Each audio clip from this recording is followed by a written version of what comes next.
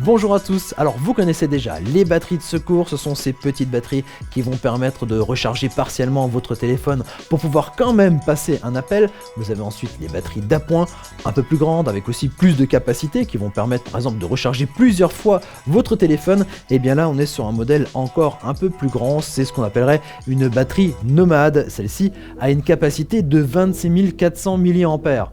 Ça vous parle peut-être pas beaucoup, mais on va en parler un petit peu plus dans la suite de la vidéo. Et je vais vous parler aussi des multiples possibilités de cet appareil avec toutes ces connectiques qui sont ici et plein de petites astuces aussi sur ce produit que je vous propose de découvrir en vidéo.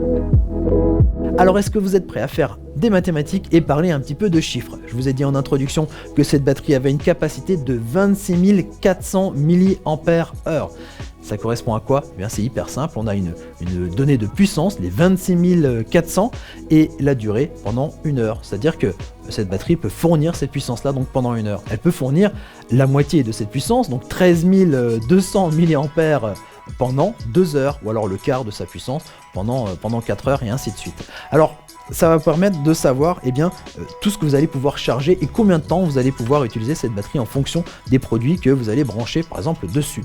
Si vous voulez utiliser cette batterie par exemple pour recharger un smartphone, les derniers smartphones là, qui viennent de sortir ont des batteries qui sont à peu près à 3100 mAh, donc qui permettent de fournir de l'énergie au smartphone pendant une certaine durée, une certaine autonomie en fonction de son utilisation. Combien de fois vous allez pouvoir recharger votre smartphone avec cette batterie? Eh bien, il suffit de diviser la capacité de cette batterie par la capacité de batterie de votre téléphone. Dans ce cas-là, ici, donc 26 400 mAh divisé par 3100 mAh, vous avez un résultat qui est à peu près un peu plus de 8 fois de rechargement, presque 9 fois, vous allez pouvoir recharger votre smartphone avec cette batterie. Alors toujours dans notre démonstration, cette batterie ne sert pas qu'à recharger d'autres batteries évidemment, elle sert aussi à alimenter directement des appareils.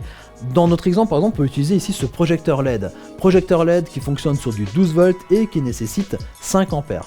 Combien de temps on va pouvoir le laisser allumer ce projecteur à partir de cette batterie? Quelle sera son autonomie? Alors c'est facile aussi puisque les 5 ampères correspondent à 5000 mAh. Donc on prend nos 26 400 mAh de capacité de batterie divisé par nos 5000 mAh de projecteur et on arrive à 5,28, c'est-à-dire que ce projecteur va pouvoir fonctionner pendant 5 heures et quart. Vous allez pouvoir bénéficier des capacités de cette batterie dans différents contextes.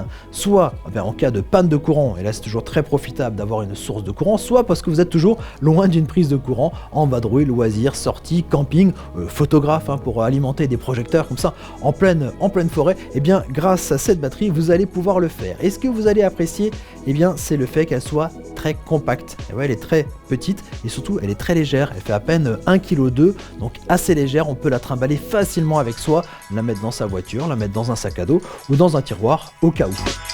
Vous allez pouvoir alimenter vos appareils de différentes manières et la première, c'est via cette prise de 230 volts que vous reconnaissez puisque vous avez les mêmes dans les murs de votre maison. Alors ici pour l'exemple, je vais y brancher mon projecteur. Je l'ai dit avant qu'il fonctionnait en 12 volts, mais il fonctionne aussi en 220 volts via ici un petit transformateur qui se trouve sur le côté. J'y branche mon projecteur, ça ne fonctionne pas, c'est normal puisqu'il faut allumer la batterie. On l'allume, vous avez 4 LED bleus là qui viennent de s'allumer, qui montrent l'état, on va dire l'état de chargement de ma batterie, 25%, 50%, 75%, 100%. C'est pratique de visualiser, on sait si on a besoin de la charger ou pas. Ici, pas besoin, elle est à fond. Ensuite, ça fonctionne toujours pas, normal puisque cette batterie est en mesure de fournir du courant continu ou du courant alternatif. Vous vous rappelez le groupe AC/DC? AC, c'est du courant alternatif, DC, c'est du courant continu. Pour fonctionner, mon projecteur a besoin d'un courant alternatif, donc je vais devoir l'activer. Alors, entre temps, ça s'est éteint. Je reste appuyé quelques secondes sur AC. La lumière verte vient de s'allumer ici au niveau de AC. Il y a eu un petit coup ici là de panneau danger, je vais vous dire un petit peu ce que c'est, et un petit coup de ventilateur. Cette batterie en fait est équipée de multiples protections contre la surchauffe, contre la surtension, et donc c'est vrai que y a ces petites sécurités qui se mettent en place avant d'envoyer donc toute l'électricité dans vos appareils. Entre temps, vous avez vu, l'électricité est arrivée au niveau du projecteur. Alors la puissance maximum que vous pourrez brancher sur cette prise de 230 volts, ce sont des appareils allant jusqu'à 100 watts. N'allez pas au-delà, ça risque d'abîmer votre batterie et peut-être qu'elle suffira pas en termes de puissance aussi. Donc 100 watts, c'est pratique. On peut déjà alimenter pas mal d'appareils, tout ce qui est éclairage, même certains ordinateurs, des choses comme ça, donc il n'y a pas de souci à ce niveau-là. Autre manière d'alimenter des appareils que vous connaissez bien, c'est ici les prises USB. Il y a 4 connecteurs USB sur lesquels vous allez pouvoir brancher vos appareils. Alors il y a une donc c'est du 5 volts et il y a une capacité donc jusqu'à 3,1 ampères. Et donc ici je vais brancher mes 4 appareils pour pouvoir les recharger.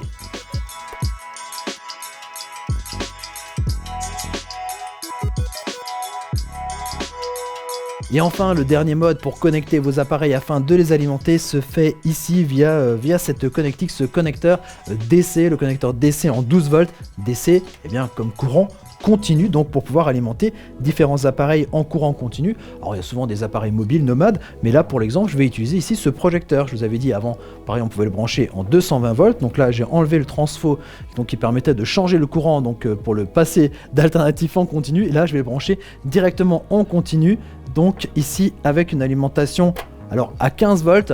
Ça fonctionne déjà très bien. Il faut savoir qu'ici, au niveau de la tension ici de cette batterie, elle peut sortir une tension entre 9 volts et 12,6 volts environ. Alors ça se règle de manière automatique, mais ici avec ce projecteur de 15 volts, ça fonctionne ici très bien. Alors on peut même régler un petit coup ici. Un petit peu voilà l'intensité lumineuse, la température. Voilà, ça fonctionne très bien. Par contre, vous avez pu observer que sous cette connectique, il y a une autre connectique. Alors là, c'est pas une sortie de courant, mais c'est une entrée de courant. C'est via ce connecteur que vous allez pouvoir recharger votre batterie grâce au transformateur que vous allez pouvoir brancher donc son secteur pour pouvoir recharger la batterie. Il faut compter quand même entre 7 et 9 heures de rechargement pour cette batterie. Normal, il y a quand même une certaine capacité. Autre moyen de recharger cette batterie, c'est via des panneaux solaires et ça se fait par la même entrée. C'est pour ça qu'il y a marqué ici 15 volts input ou alors solar input. Donc c'est l'entrée pour les panneaux solaires. Alors évidemment ça prend du temps, mais ça permet de maintenir une charge, d'augmenter la charge si vous n'utilisez pas ici cette batterie. Une bonne manière aussi de convertir donc le courant, alors toujours dans mon courant alternatif et continu, via les panneaux solaires, le courant est continu, va passer par cet appareil et donc vous pourrez le sortir via cette prise en courant alternatif. Une bonne manière comme ça de transformer l'électricité, une électricité gratuite puisqu'elle vient du soleil. Et voilà, je crois qu'on a fait à peu près le tour de cette batterie, mais on va terminer avec 2 dernières fonctionnalités.